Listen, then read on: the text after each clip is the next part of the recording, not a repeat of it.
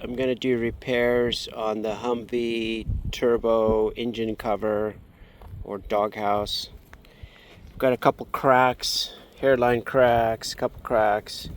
This one's actually broken, and I'm going to do some repairs with fiberglass. I've tried to get to the parent material, the fiberglass, get rid of the paint as much as possible, where I'm going to do the fiberglass work. So I've got 1, 2, 3, 4, 5.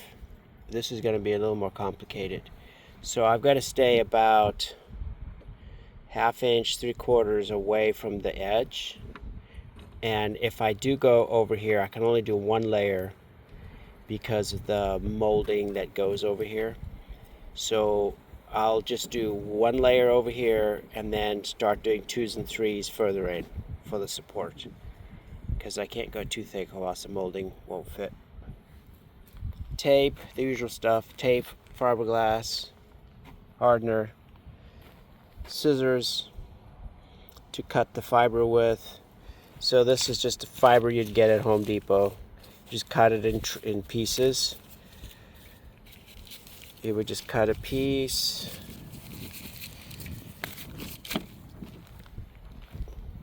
and you would just lay it with the resin and then trim later. So I'll show you how to do that in a minute. And then container to mix the resin.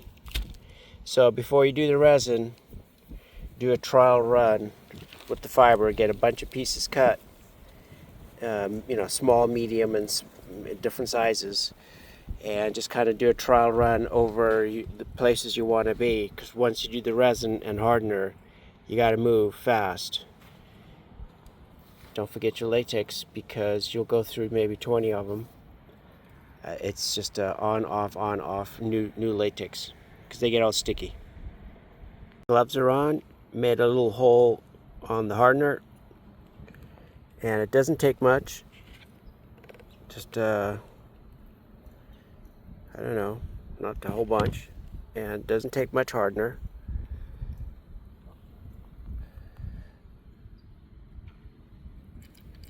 That's it. The clock has started. We're just going to put the cap on it, one-handed. Okay. Home Depot stick. So this stuff goes pretty quick.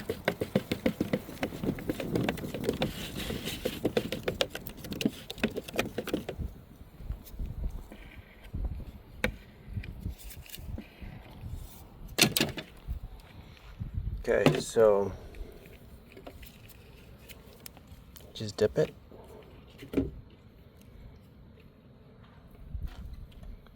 And you just wing it.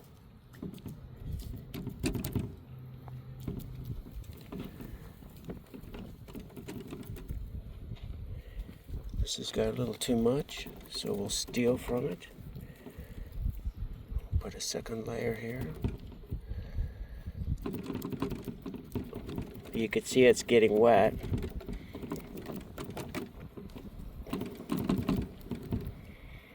And we'll get another piece. Gotta go fast. Okay, let's go over here. It's a little difficult one-handed, but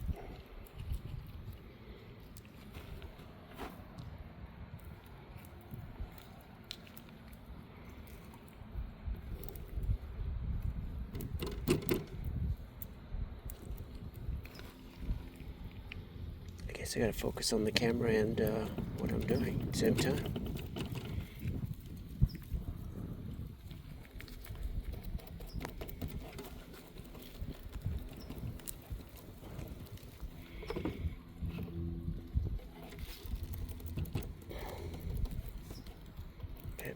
There's one. Gotta keep moving. Here's another one. The hard part is keeping it wet, keeping the bubbles out.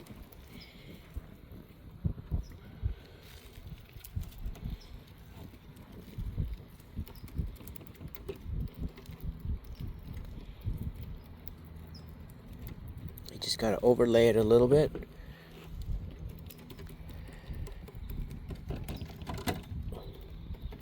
Okay, there's one.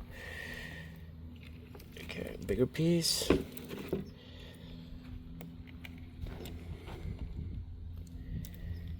Right over here. This is the complicated one.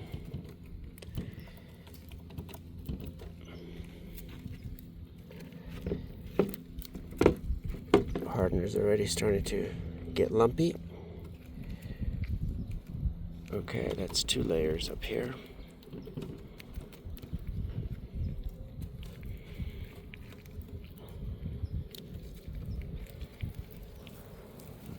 Okay, do a big piece.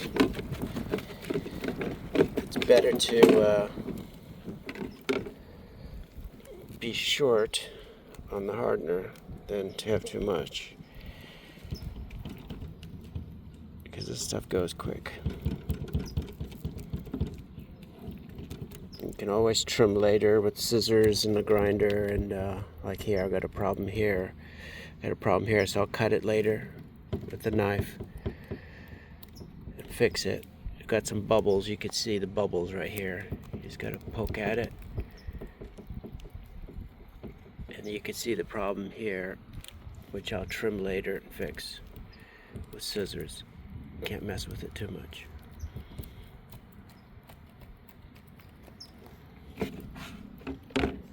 You can see it's getting lumpy already.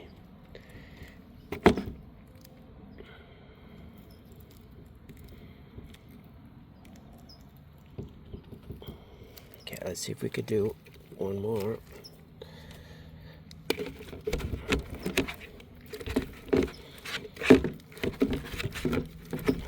Just get it wet. Okay. We're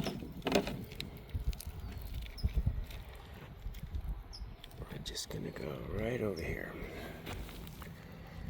Hopefully you guys aren't getting dizzy watching this.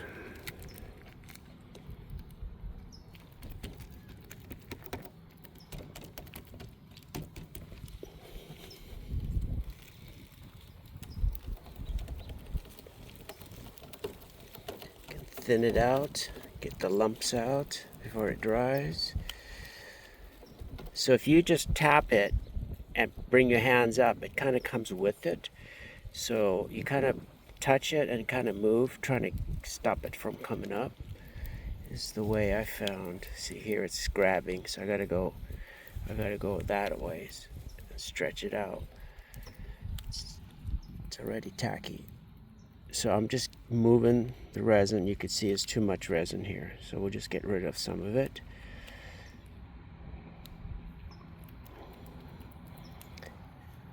Sometimes you just have to stop because it makes it worse when you fiddle with it.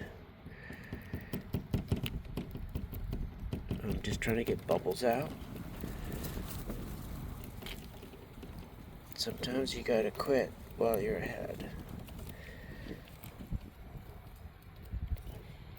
That's the first attempt.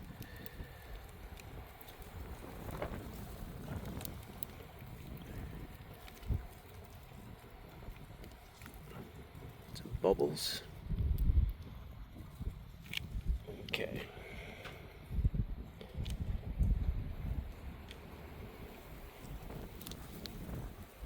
Okay, so this is third batch, just doing little pieces at a time. And just being patient.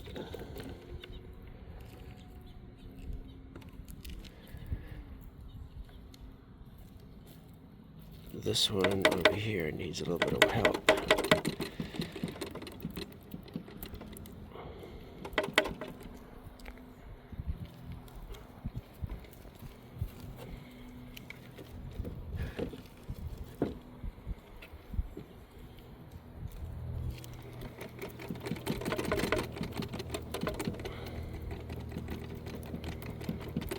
So we got a little overlap going here.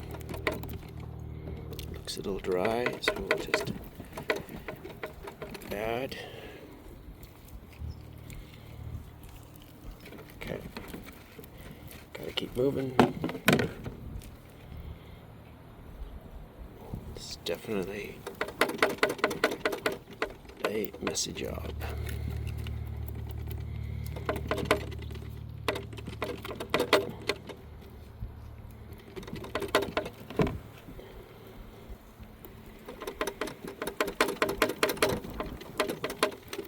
So we're just trying to get it wet and get the air out of it. You can see the white versus the darker, maybe gray color.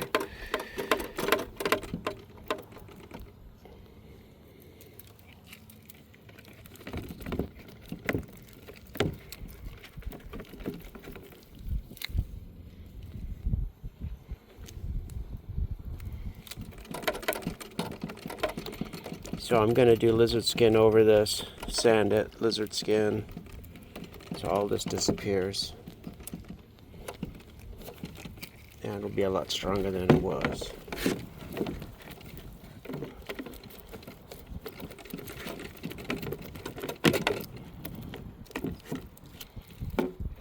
And I'll come back in 24 hours.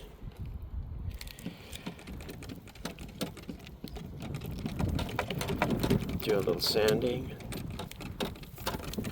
smooth it out.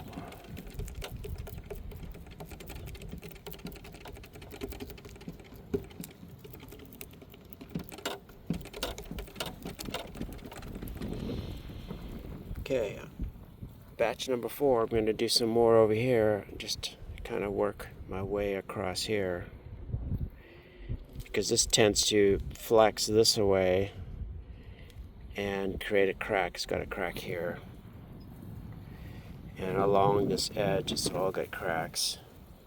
Oops, I keep missing this one. I gotta focus on that one. One more batch. See, I got air right here. Just gotta play with it.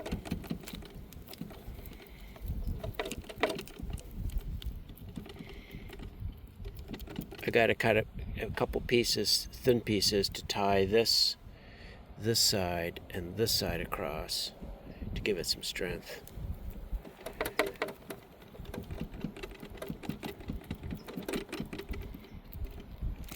Okay, that's it. So every time I cut the fiber, I take obviously gloves off because they're all wet with resin, so you're going to use a lot of gloves. So now that I've got some square pieces and some long skinny ones, I'm just going to stage it over here out of the wind and mix another batch.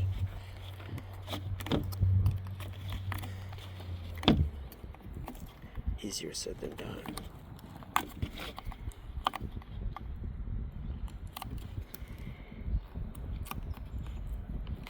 Okay, takes 2 hands.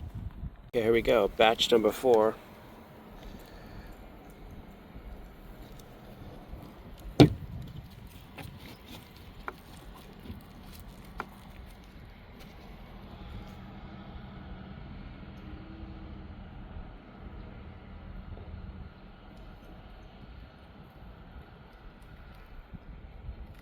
Not a whole bunch.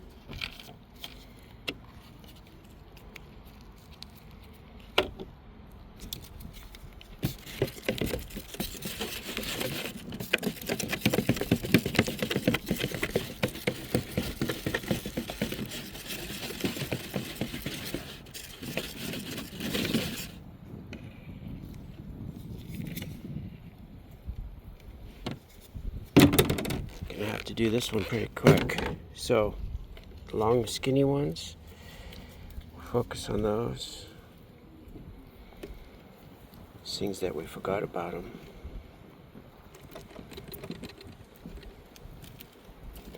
So this corner is broken off, so we'll have to add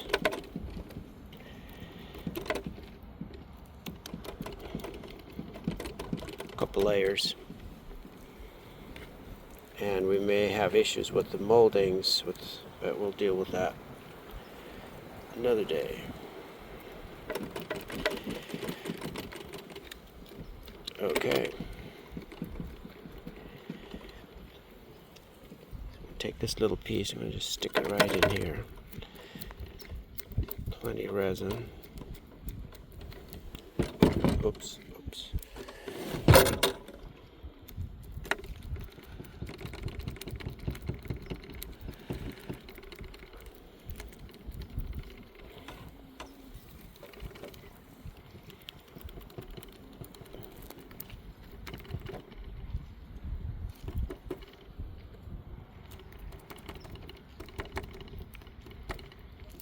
Okay, let's not forget this one.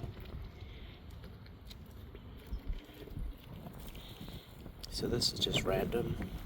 There's no real science to this.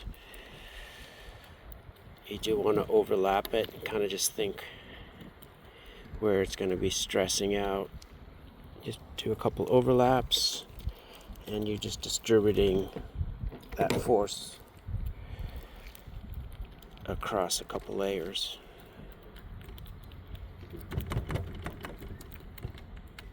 So we got a puddle here we could use.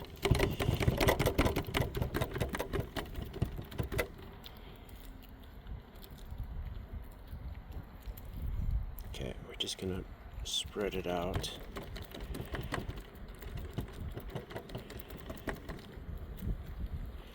And then we'll just let it set 24 hours, come back to on Sunday. Today's Friday.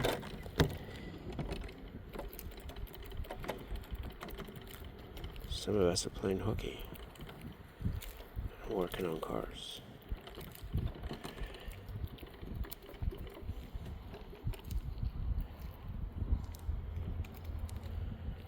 Okay, I'm out of fabric, so fiber, so I'll have to do a quick glove change and get some more.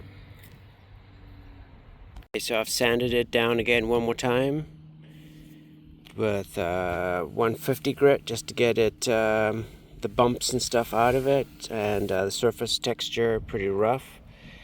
And then we'll do the lizard skin over the top of this, cover it all up. I've got to leave like a 3/4 inch gap here for the molding that fits in here. It kind of fits across, so I'll just tape it up along here and around the bottom, and we'll start painting it lizard skin. So over here I've got some lizard skin.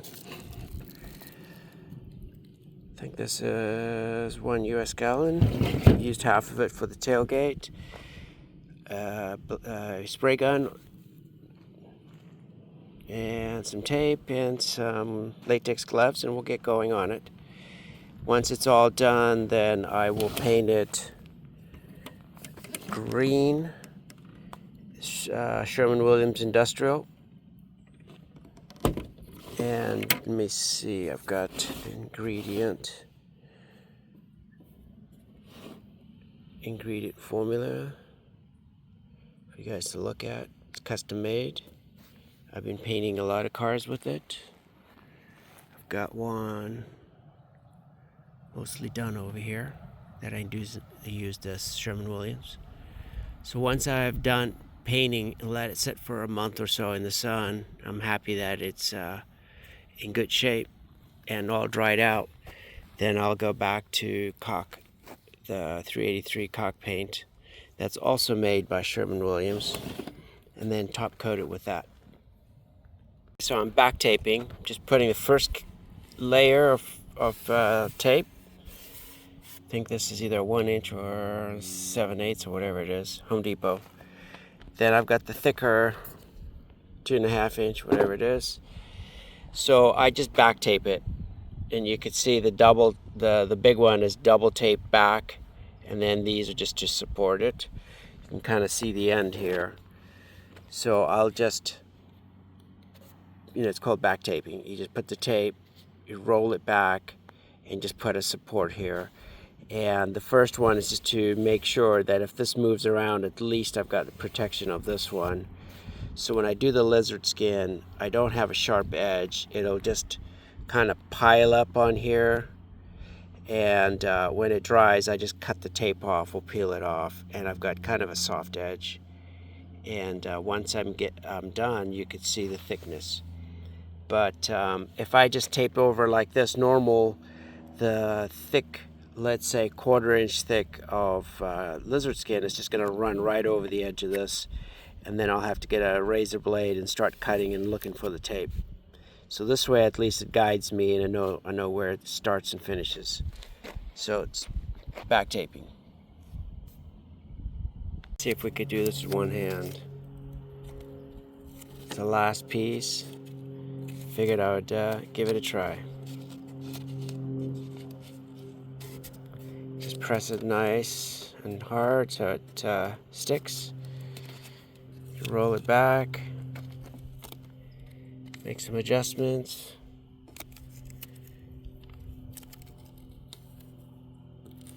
There you go. Just gotta put another one here, and should do it. We'll start painting. The pressure's turned off, but the tank's full, so we don't have this noise. So here we go.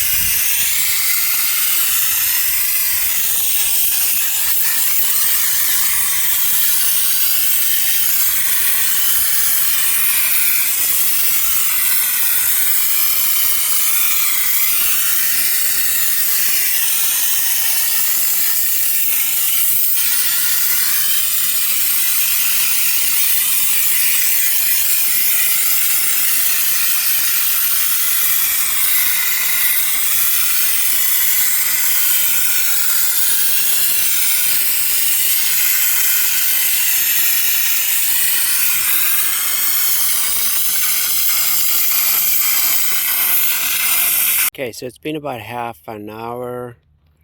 Drying out in the sun. It's pretty good. Kind of covered up the fiberglass repairs underneath. So we're going to put on a second coat. This is full, so it's 2 of these cans. I think there's a quart in each one, so you know there's four of them in a gallon. So I've used 2 on a tailgate and 2 quarts on this engine cover, turbo engine cover. So here we go again.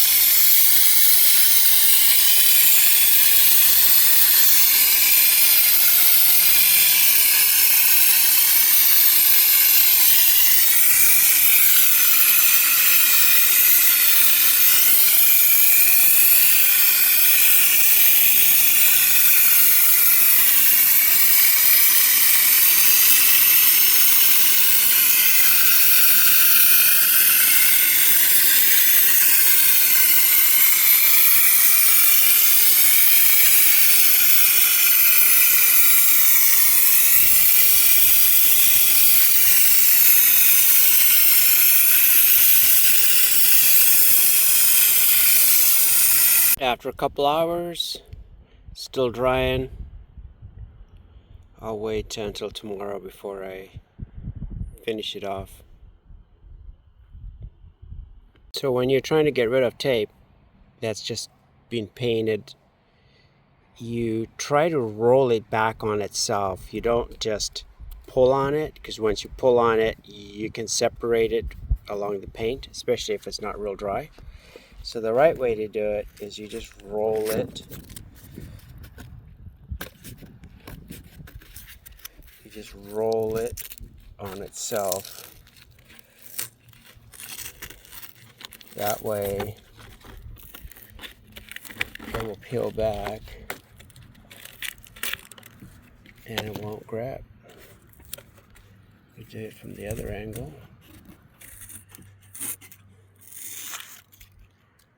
With a little bit of sun, this all comes apart. This tape doesn't last. As you can see, you just peel back on itself.